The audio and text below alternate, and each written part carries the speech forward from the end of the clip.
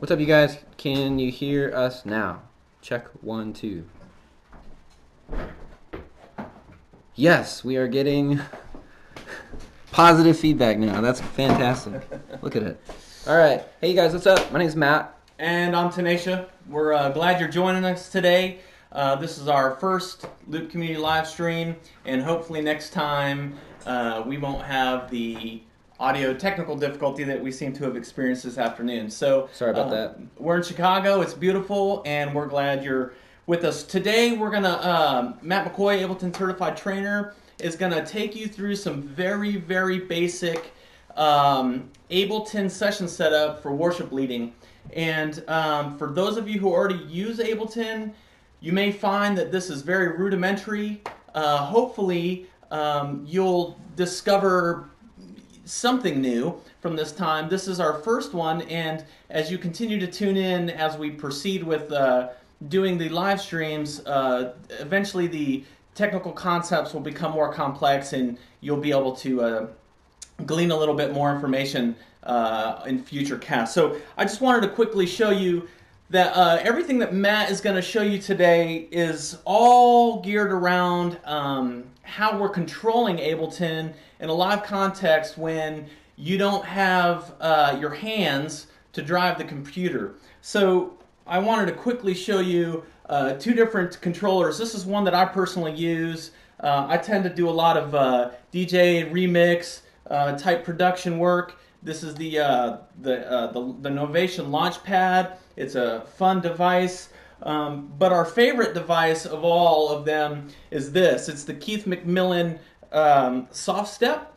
It's probably the most highly configurable MIDI controller for your feet on the market, and you could pour a pitcher of water over it and there would be no problem. You could still use it at your gig. It's pretty awesome. It's pretty killer. So what Matt will be doing is using one of these as he shows you Ableton, and all the MIDI assignments that you see are happening with this controller.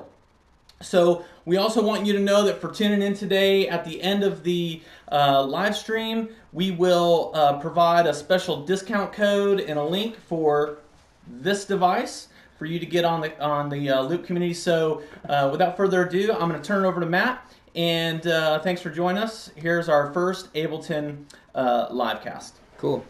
Well, hey, I think before we even get started, I'm just curious. How about everybody just type in real quick where you're from, like type in the state that you're from. I'm curious where everybody's tuning in. California, Cleveland, Boston, California, Texas, Michigan, Orlando, Colorado, Michigan, Washington, D.C., Tampa, Pennsylvania, Harvest Bible Chapel, Orlando. I was just there, and that's awesome. All right. Wow, people all over the place. That's awesome. So glad you guys are here with us. All right, now, if you've used Ableton before, type the letter A.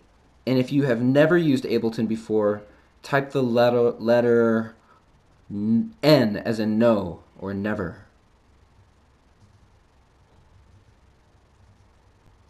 All right, there's a B in there. I wonder what that is. That must mean Pro Tools or something.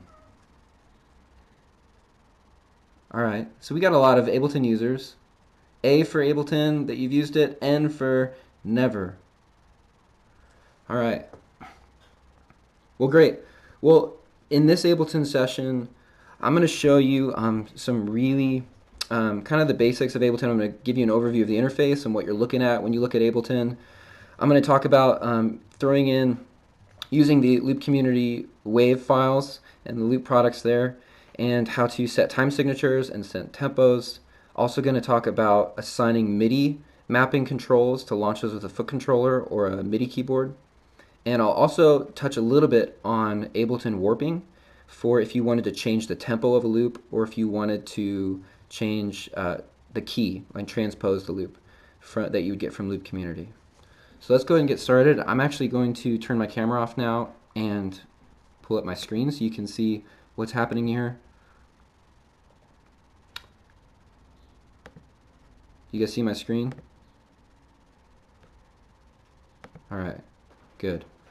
So when you first open up Ableton, and since it looks like there's a lot of Ableton users that are signed in here, a lot of this is going to probably seem like you already know what we're talking about. But for those of you who don't know what Ableton is, I'm just going to show you a quick overview of what we're looking at.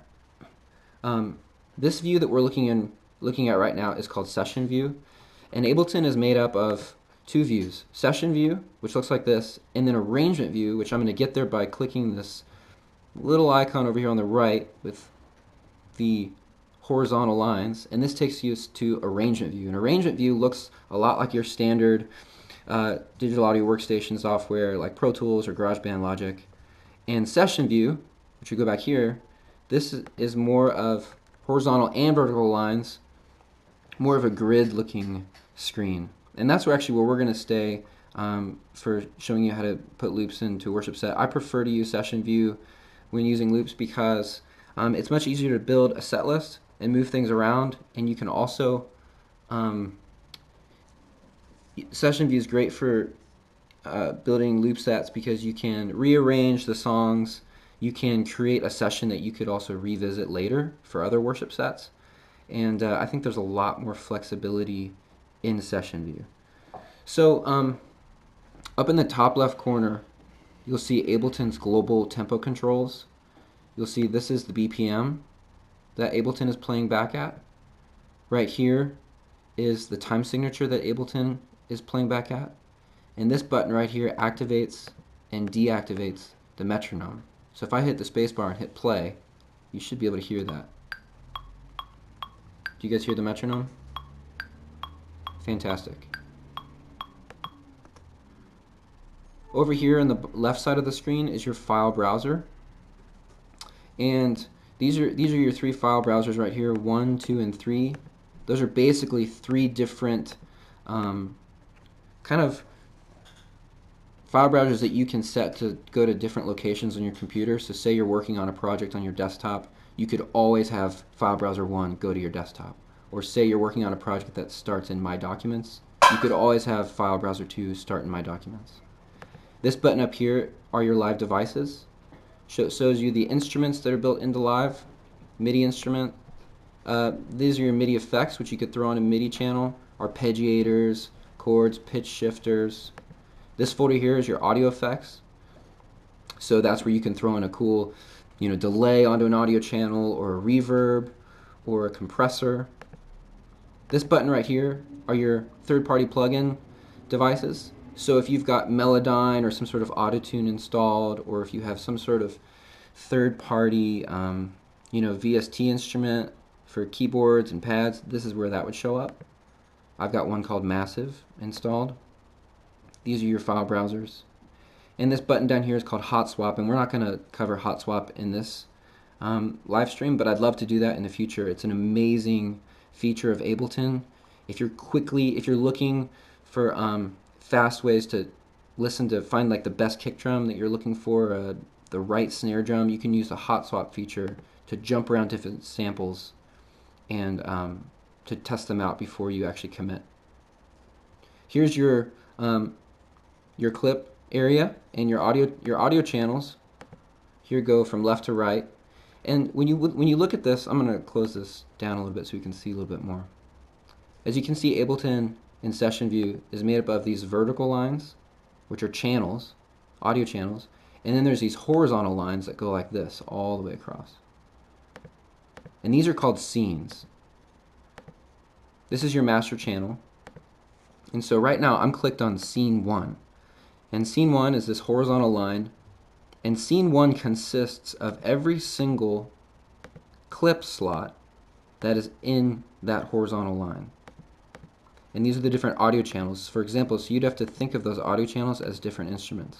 So let's just say like audio 1 would be your drums, audio 2 would be bass guitar, audio 3 would be electric guitar, audio 4 is your loop, audio 5 keys, and so forth. And then each audio channel has their own separate controls here. You can pan the audio channel.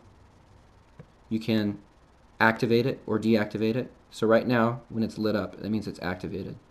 That's another term for mute or unmute. You can also solo each audio channel, and you can control the volume of each audio channel. So what we're going to do is let's just go ahead and build a worship set. So let's just say that, it's Friday afternoon, you've got your worship set planned for this weekend, and you want to use Ableton and loops that you've gotten in Loop Community, using Ableton Live to make loops. So let's go ahead and build a worship set. So when you first open up Live, it's going to look somewhat like this. And actually, it only has one audio track when you launch it. And I'm going to add another audio channel. And I'm going to go to Create and Insert Audio Track. You can also use Command T. And audio track 1, I'm going to rename this by right-clicking, pulling up the context menu and going to Rename. And I'm going to call this track Cues. We'll call it Band Cues. And then audio 2, I'm going to right-click and rename and call it Loop. And I'm going to expand these channels a little bit wider so we can have a better view of what we're looking at. And I'm going to do the same thing over here for my master channel. Now, let's go ahead and look and see what loops we have for this weekend, or what songs. I'm going to go to my file browser. And it looks like right now we're in my documents, but my loops, I put them on my desktop. So I'm going to click up here in this menu and go to Desktop. And I have a folder called My Worship Songs. I'm going to click there. And so I've got 3 loops that I downloaded from Loop Community. Our God Saves by Paul Balash, Mighty to Save, Hillsong United, Lord Let Your Glory Fall, Matt Redman. And when you download waves from Loop Community, you're going to get multiple wave files. One is going to say Our God Saves 97. 97 means what tempo that loop is at. So it's at 97 BPM. And it says stereo. And that means that audio file is just the loop, a stereo version of the loop. Our God Saves 97 split means that what we've done is we've panned the loop all the way to the right, and then we pan the click and band cues all the way to the left. So you would use that file if you want to use this loop on an iPod or iTunes, just going out of a headphone jack. This file, and this is something that we've started doing with all Loop Community products, is we also give you a WAV file that's just the cues. There's nothing else on it except for the band cues. So for this instance, what we're going to do is we're actually just going to use the stereo loop file and the cue file. So those are the 3 loops for the songs we're going to use. And let's go ahead and build the worship set now. So I'm going to go over here to the right side of the screen to the master channel, master track. And scene 1 is going to be song 1. We've got a lot of scenes here, so I'm actually just going to delete those because it's a lot to look at. So I'm going to hit delete, the delete key. So scene 1 is going to be my first song. I'm going to right click and go to rename. And our first song is going to be Our God Saves. Hit enter. Our next song, I'm going to right click, go to rename, and it's going to be Mighty to Save. Hit enter. Song 3, which is my scene 3, I'm going to rename that.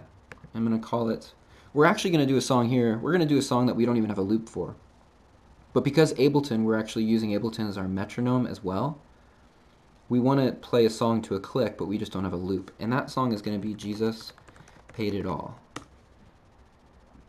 And then our 4th song will be Lord Let Your Glory Fall. Now what I need to do is I need to tell Ableton what BPM, what tempo I want to play these songs at. So on Our God Saves, I'm going to right click and go to Edit Launch Tempo. And this is saying, alright Ableton, when I start Our God Saves, play the metronome at this tempo.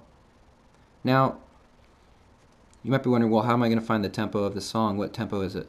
If we look at the song file name, we put the tempo in there. And Our God Saves is at 97. You can see it in the file name right here. So I'm going to type in 97 and hit enter. I also need to tell Ableton what time signature Our God Saves in.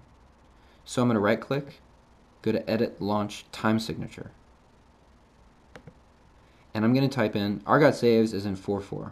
So I'm going to type in 4-4 and hit enter. And let me go ahead and do this for the next couple songs. So MIDI to save, I'm going to right click, Edit, Launch, Tempo. And this one's at 76, we can see from the file name. Enter. I'm going to right click again and go to Edit, Launch, Time Signature. This one's in 4/4 as well, but 4/4, I actually want those eighth notes in the click, so I'm going to do 4/8. And Jesus Paid It All, right click, Edit, Launch, Tempo, 78 BPM, and this song is in 6/8, so I'm going to edit the launch time signature and type in 6/8. And Lord Let Your Glory Fall, edit launch tempo, 90 BPM.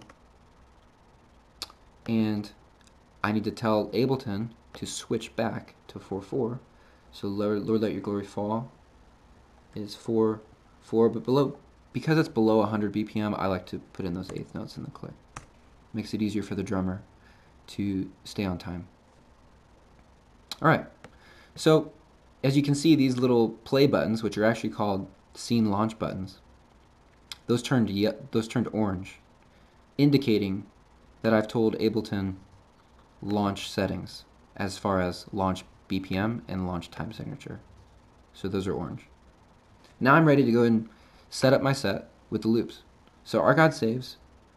I'm going to click on the cue file, which are my band cues, and pull that into band cues. And the loop, which is the stereo file, drag that into the loop clip slot on scene 1, which is our God saves, and in the loop audio track. And let's do the same for these other songs. MIDI to save. I'm going to move the cues onto the band cues audio track and the loop file onto the loop audio track. Let's do Lord Let Your Glory Fall real quick. Band cues and loop track.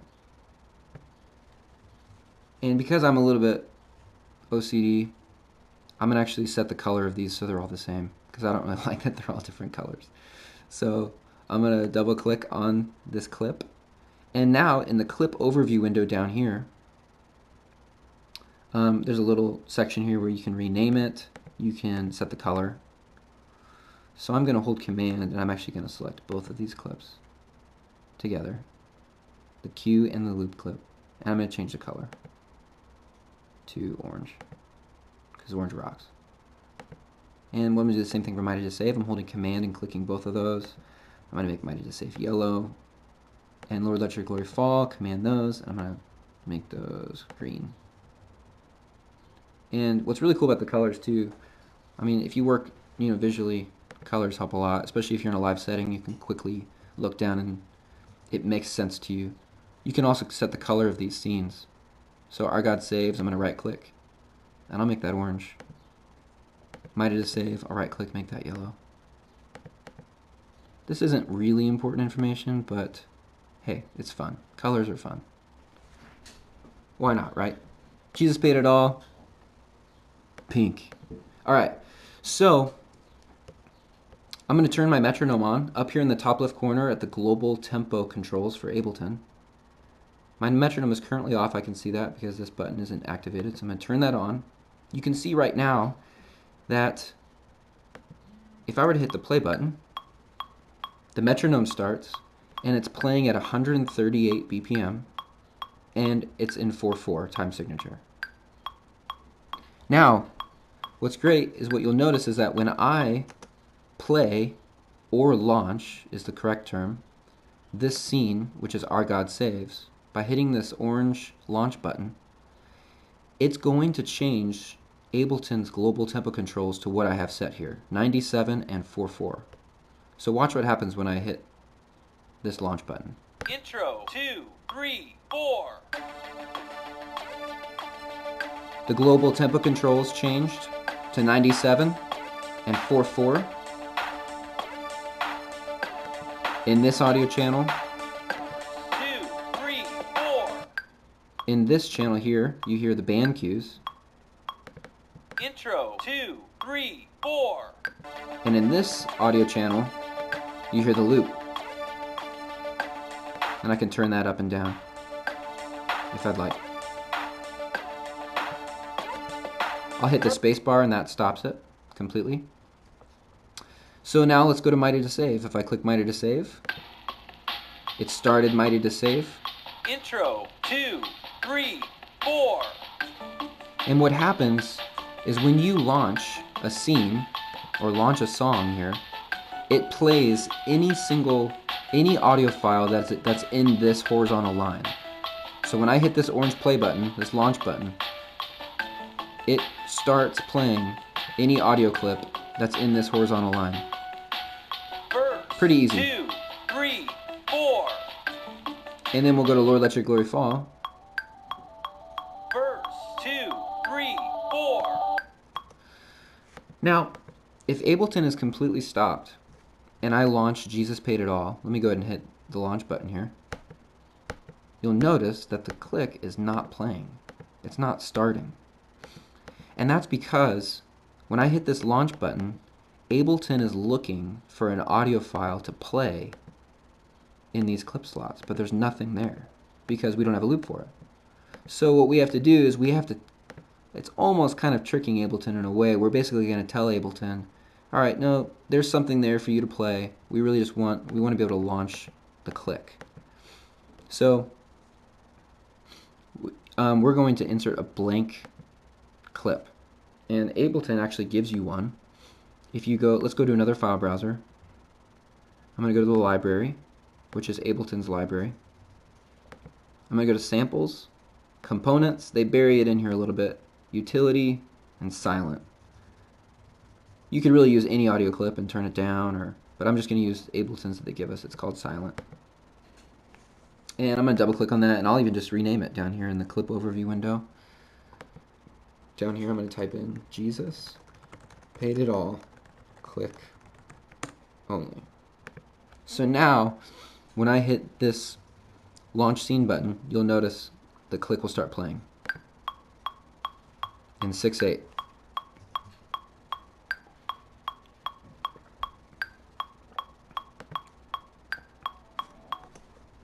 So that's pretty simple.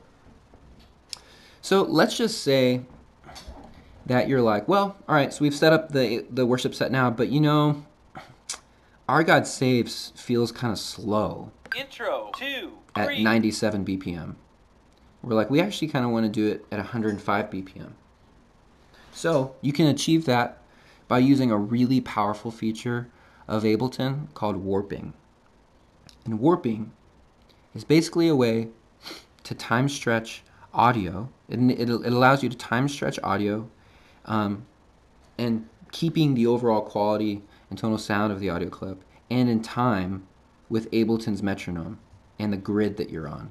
By grid, I mean if we're at 97 BPM and 4/4, it will stay locked into that, even if I change to 105 BPM.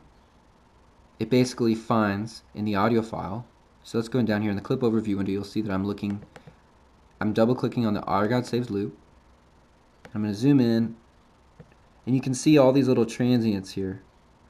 And what Ableton's going to do, when I turn warping on, it's going to find all of those transients and lock them in to the grid.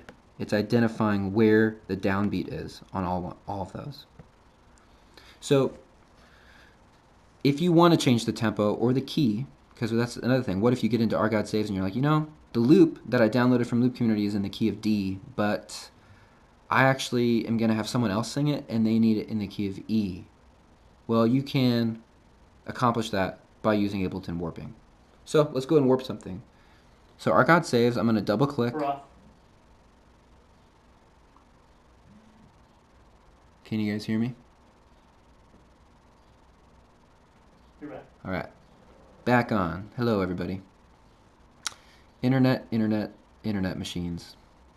Okay, so I'm going to double click on the Our God Saves loop, stereo loop, and I'm going to hit the warp button right here on here. And I can see that it warped it at 97 BPM, which is good because what this is down here, this says what the original tempo is, and you always want that to say what the original is. So we know that the original is 97. And if we zoom in here, I'll be able to show you the warping. I'm really just skimming the features of warping here. We could probably do that in another live stream of going into more advanced techniques of warping. But I'm just going to show you real quick. You can see that it added little markers. It's a pseudo warp marker where all the transients are, which is really great. So now that it's warped, I can actually change the tempo of Our God Saves.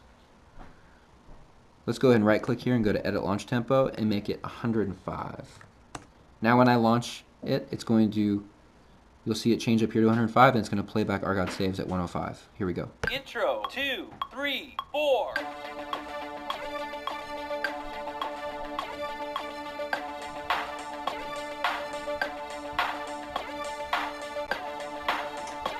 So we're at 105.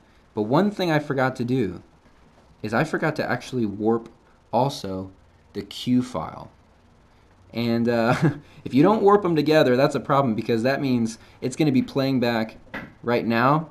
It'll play back the loop file at 97. And no, sorry, it's going to play the loop file at 105, but it's going to be playing the band cues at 97, which would be a disaster. So let's go ahead and warp the Q file as well. I'm going to hit warp. And you can see that Ableton tried to warp it, but it thought that we're warping it at 105. So what I'm going to do is I'm going to double click on this warp marker, which is the very first warp marker.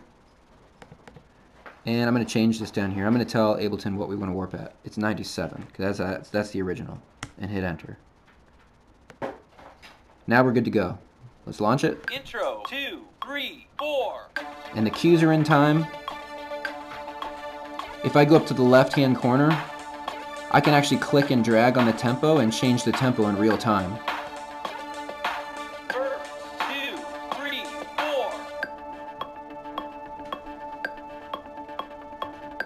So if you want to do it at 200 BPM, you can do that.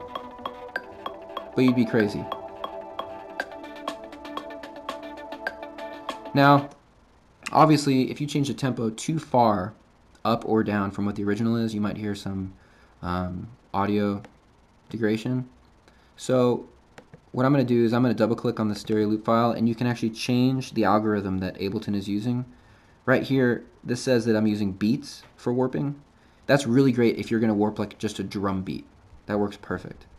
What we're going to use is complex, because this loop file has more than just drum beats in it. It has pads in it, it has tambourines, it's got pianos, maybe guitars, who knows. So I'm going to change that to complex. Intro 2, 3, 4. So we're at 105, that's great. So now let's say, okay, you know, also Our God Saves is too low, so let's go ahead and make that higher. I'm gonna bring it to the key of E. So I'm gonna double click on this loop file, and then down here you'll see a button that says transpose. It's a knob, and it transposes in half steps. So I'm gonna go up 2 half steps, and that's gonna bring me to the key of E. So now when I launch it, Intro 2, you're gonna be in the 3, key of E. 4.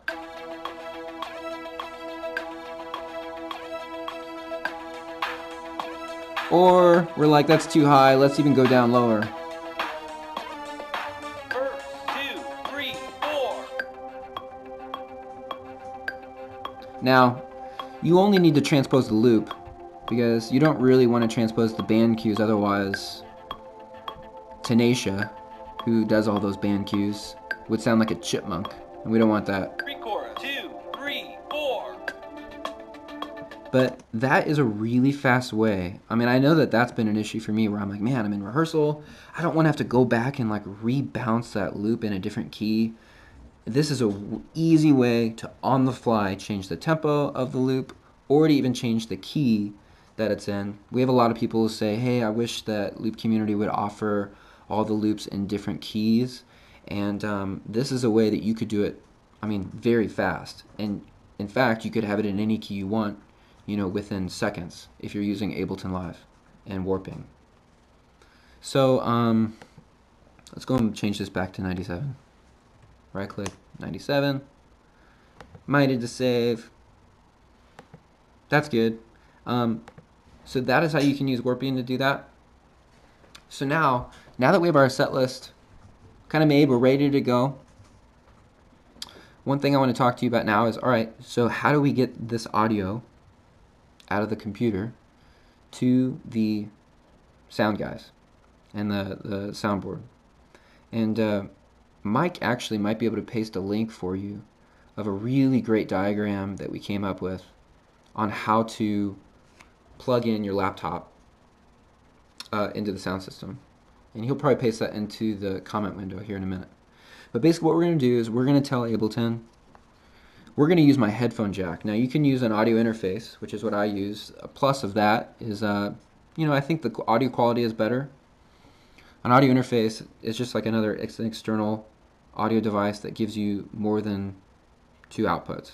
You can have 2, or some of them give you 4 outs or 8 outs. I use one that has 8 outs, and what that allows me to do is I can send each audio track, if I have 8 channels here, I could send them all out of their own output. But today, we're doing this the simplest way ever, and we're just using my headphone jack right out of my computer. So, your headphone jack has 2 sides to it. It's a stereo headphone jack. So you've got the left channel, the left side, and you've got the right side. And in Ableton, or that would also be called, channel 1 on the left, and channel 2 on the right. So let's open up Live. Up here at the top window, I'm going to go to Live Preferences. And the Preference window opened, and I'm going to click on the Audio tab. And this is saying Audio Output Device. I'm going to make sure that that's on built-in output. If you had your audio interface plugged in, like a Presonus audio interface or a Motu or an Mbox, that would show up here in the list as well. But I don't have one plugged in. So I'm going to do built-in output. I'm going to pull up output config, and this shows me all the outputs that are available with that audio device. I've got 1 and 2 mono and 1 and 2 stereo. I'm going to activate both of those so I have those options available to me. Now what I'm going to do is I need to tell Ableton what channel to send these individual channels out of. So on the right corner of the screen, you're going to see these little black icons. And in future live stream events, we can talk about all of this stuff. Ableton is an amazing program with so many things you can do in it. This top little icon is your in and out section. I'm going to click that, and as you can see, it expands the in and out options for each audio channel here, your master channel, your band cues, and your loop. So down here where it says Audio 2, I'm going to click here and go to External Out, which is my headphone jack. And my band cues, I want those to go out channel 1, which is the left side of my headphone jack. My loop channel, I'm going to go Audio 2, I'm going to go External Out, and choose Output 2, which is the right side of my headphone jack.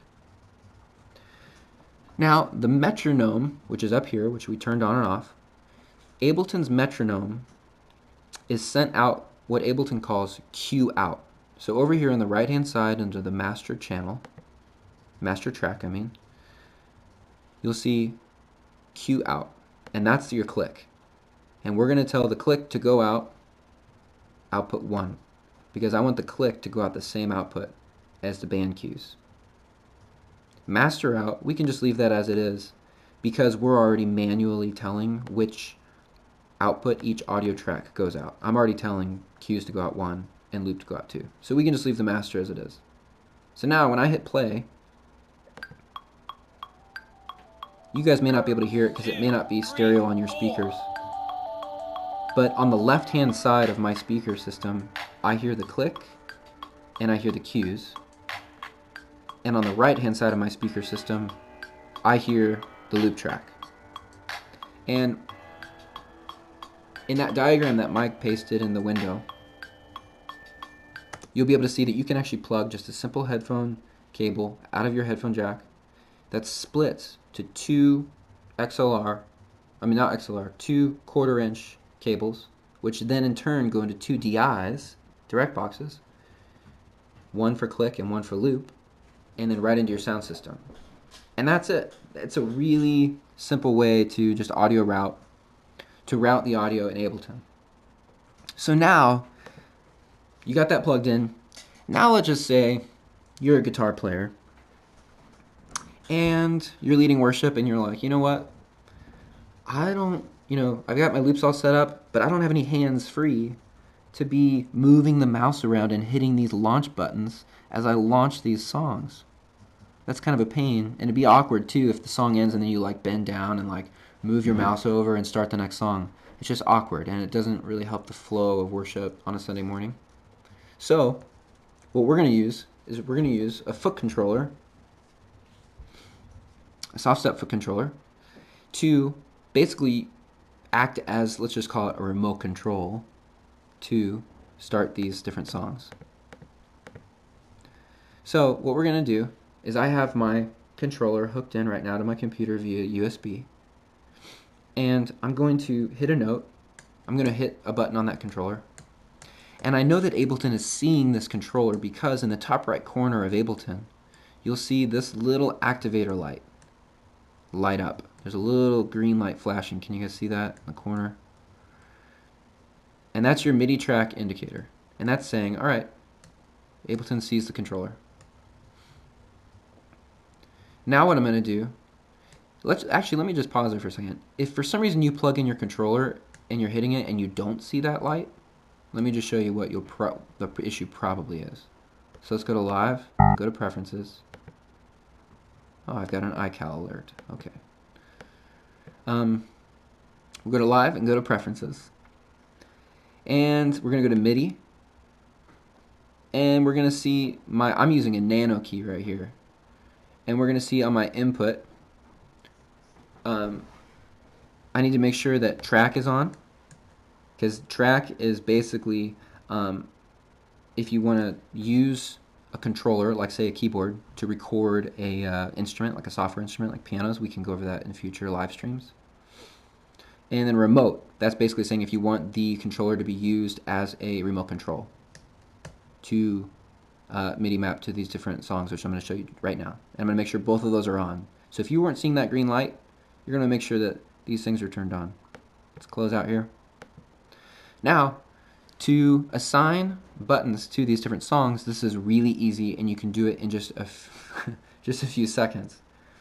What's great, you guys, is why I love using this view, session view, over arrangement view. This is, I think, the biggest issue, the biggest reason. Because what I can do is here we've spent, we spent 20 minutes, setting up these songs, warped to the speeds that we want to do them, to the keys we want to do them. And Our God Saves and Mighty to Saves, I mean, let's face it, there's no way that I'm playing that song only one time. I mean, there's probably a lot of you guys out there, worship leaders, who play Mighty to Save, once a month.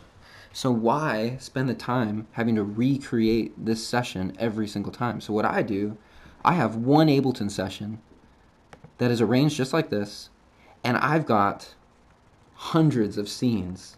I'm adding scenes here just to show you.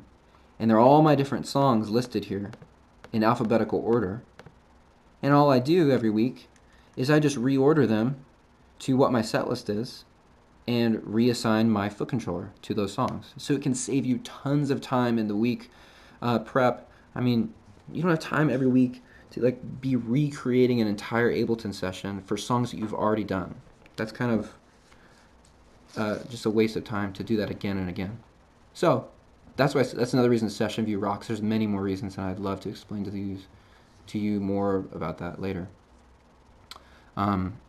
Arrangement, let me just say real quick because it's popping in my mind, but Arrangement View is great for if you want to do recording and building MIDI track, if you want to be building your own loops, which I hope you guys are doing and submitting to the site. I'm sure a lot of you guys are, and they're awesome.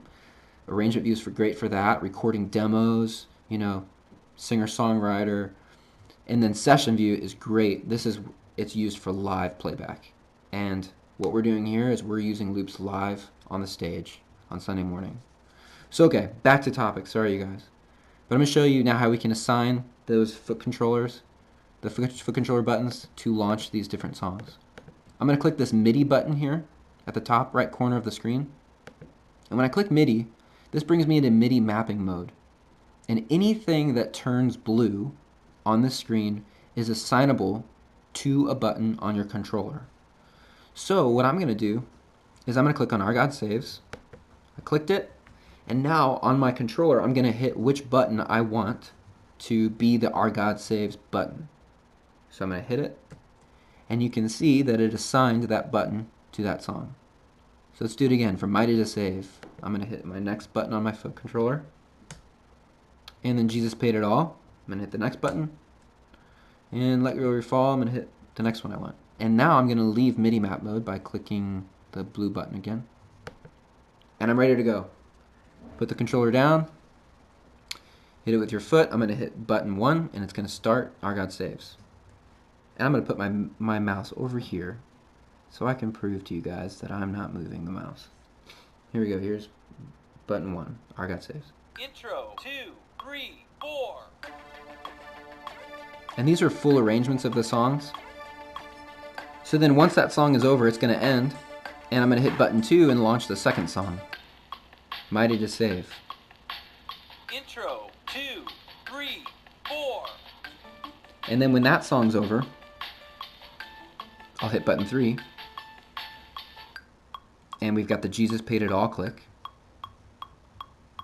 And then I'm going to stop the click, and let's just say I'm going to pray a little bit, and we're going to start song 4, Lord Let Your Glory Fall. Here we go. Verse 2, 3, 4. Lord, let your glory fall as on that ancient day. And that's it. That's a really easy way just to jump around to different songs by using an external controller. If you don't have a foot controller or a piano keyboard, you can actually use your keyboard on your computer. And the way to do that is in the top right corner, you see a button called Key. And when I turn this on, anything that you see now that turned orange can be assigned to a key on my computer keyboard. So I'm going to click on Our God Saves, and I'm going to hit button 1 on my computer keyboard on the number pad. There's 1. MIDI to Save is going to be 2. Jesus Paid It All will be 3. Lord Let Your Glory Fall is 4. And I'm ready to go. I'll leave key mode, and when I hit button 4 on my numeric keypad, it's going to launch the 4th song. verse 2, 3, 4. Or let's go to the second song, hit button 2. Now, when I run loops in worship, I actually break my loops up into different sections of songs. So MIDI to Save will have verse, pre-chorus, chorus, bridge. And I can actually assign buttons to each one of those sections of the songs. And in live, real time, as we're playing the song, I can choose where we're going to go in the song. So the audio files we're using here that I'm showing you today are full arrangements. It's a set arrangement. Once you hit play, I mean, you're locked on that grid. You know, intro 2, 3, 4, you better start the intro or else you're in trouble. But there's so much more you can do with Ableton as far as even just being able to jump around to different sections of the song so you're not stuck to an arrangement. And that's something that we're going to actually show you in our next live stream. So we'll get the date out to you guys on that. Because I'd love to show you how you can, I mean, Ableton has so many ways you can be flexible in a live worship setting. And Session View is great for that as well. So I think that just about covers what I want to talk to you about today. Let's just say that last thing too that just came out of my head, let's just say you wanted to change the set list around. You can actually click and drag these songs around and move them around. So we're going to do MIDI to Save first, or Our God Saves is going to be last.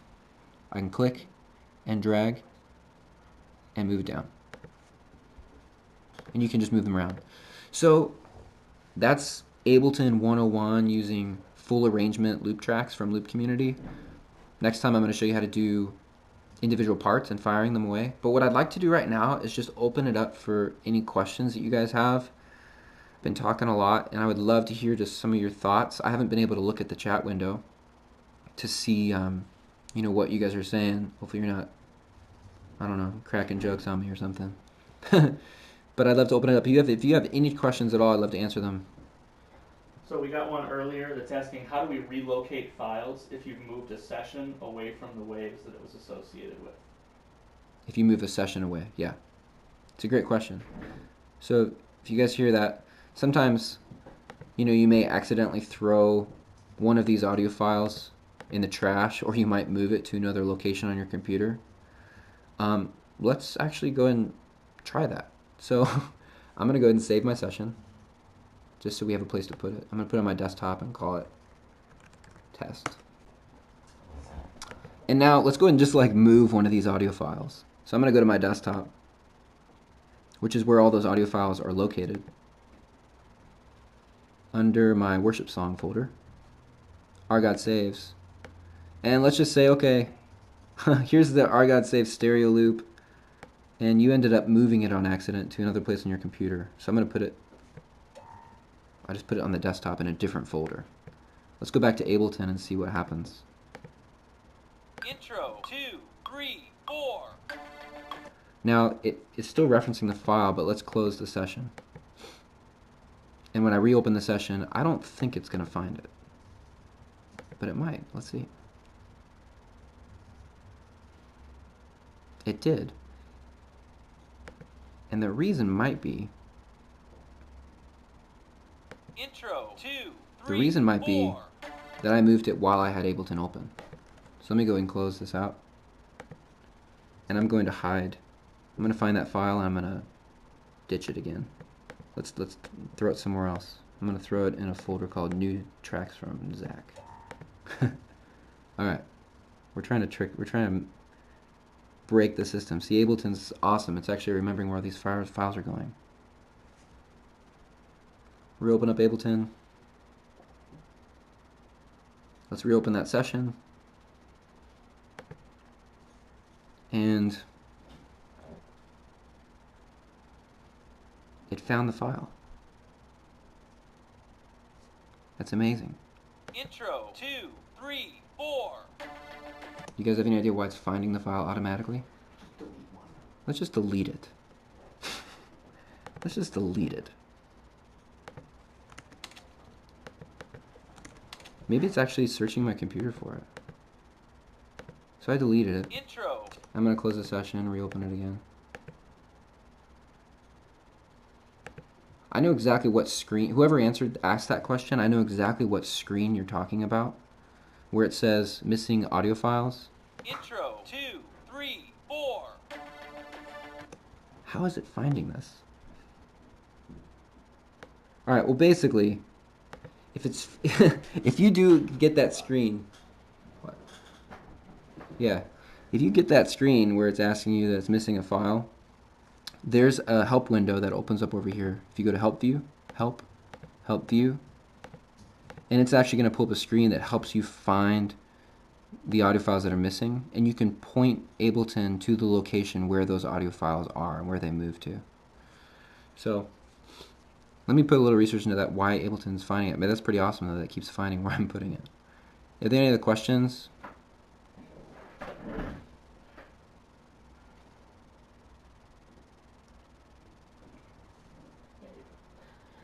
Yeah, so we had a question about, can you go over the routing loops and cue to different outputs again?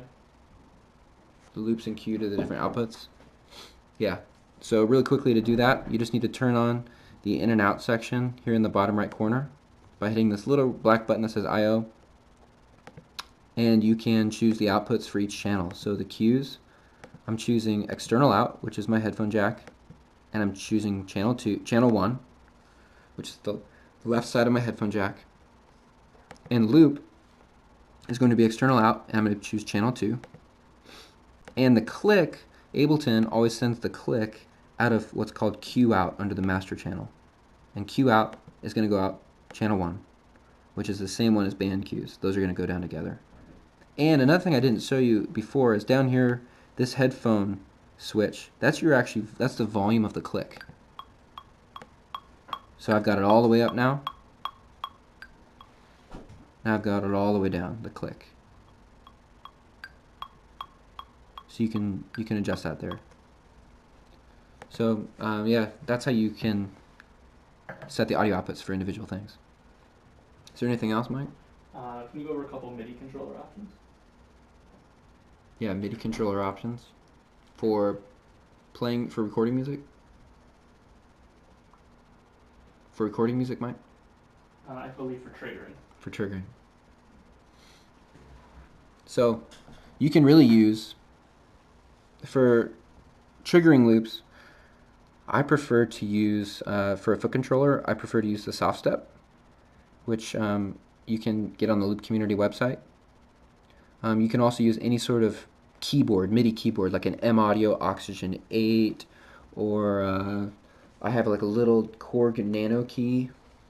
Actually, I could probably even just show you if I turn on my camera here.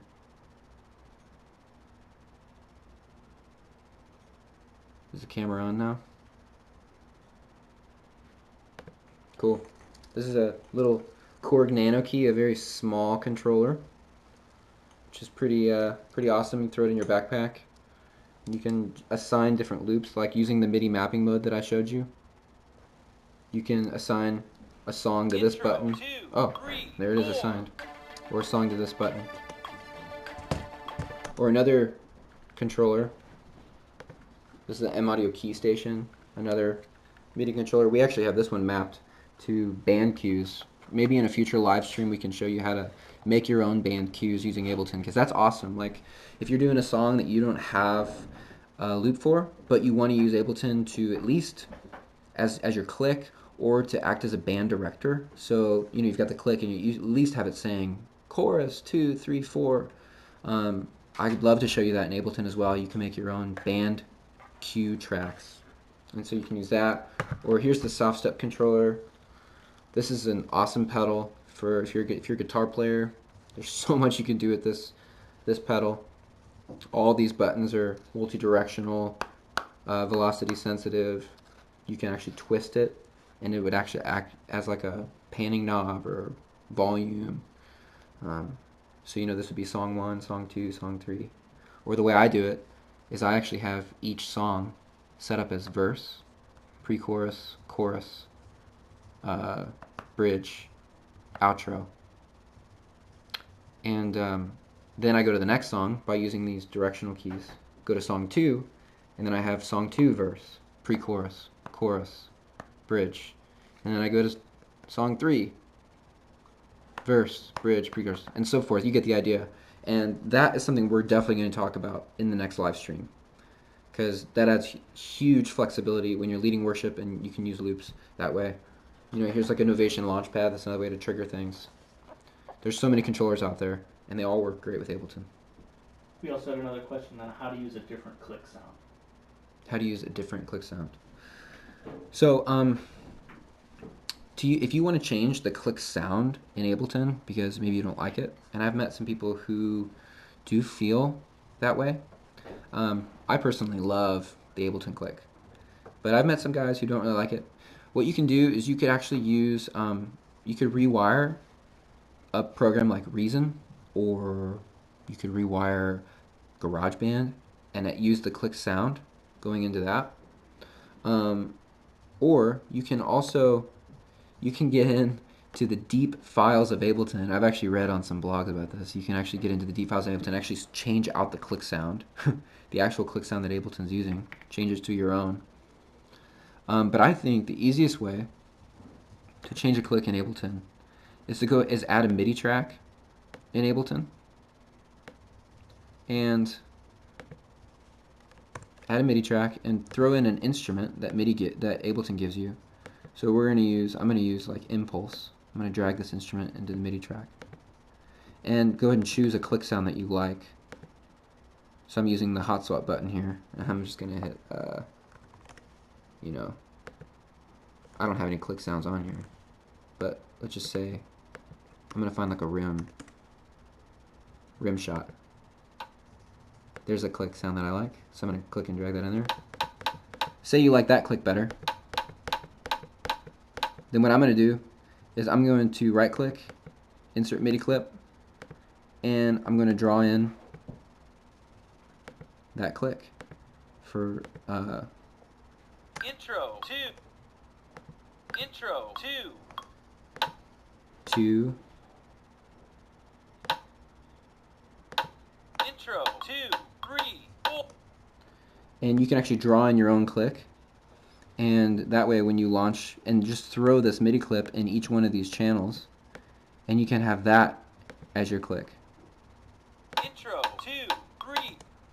And you can actually have that on top of the Ableton click going. So that's kind of a way to, you know, make your own click sound. I think we're coming close to time here on this live stream. But do we want to say anything else? We have one more question. Here comes the coupon codes. Okay. What we're going to do is right now we're going to send you out. We're actually going to give you a link where you can download the worship set, the Ableton worship set that we built today with Jesus Paid It All, Lord Let Your Glory Fall, Mighty to Save, and Our God Saves. You guys all get that for free just because we love you guys and we're glad that you joined this live stream.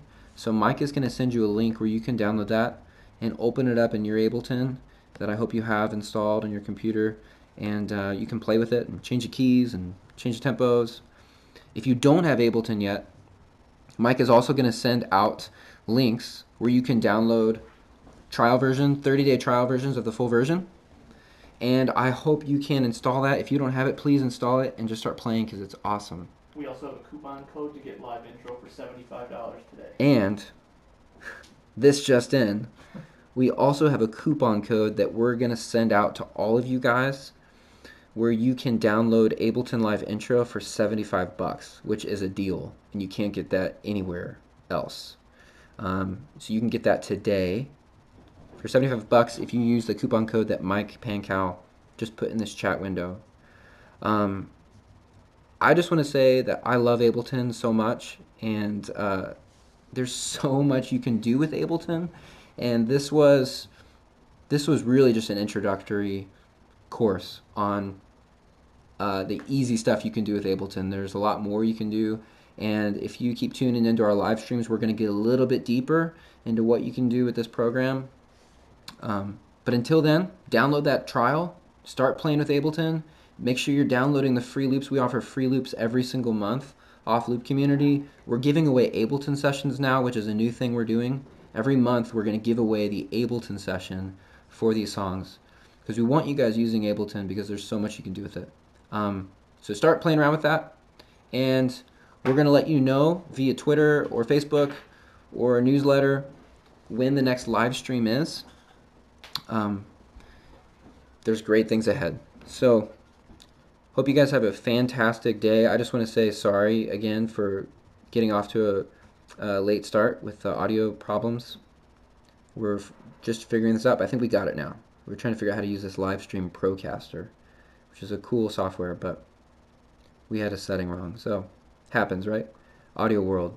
But love you guys, and we're really glad you're part of the community. Seriously, there's great things coming. Stay tuned, and you guys can stay in the chat as long as you want and talk and hang out. I think we'll be on here for a little bit while longer. But I'm going to close this video out now. You guys rock. See you later.